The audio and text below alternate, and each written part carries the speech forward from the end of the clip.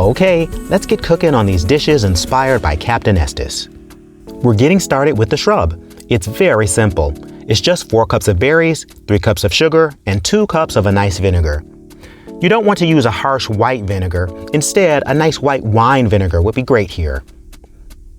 All you do is add all the ingredients into a pot, bring the mixture to a boil, then reduce to a simmer for 10 minutes to infuse the berry flavor into the liquid.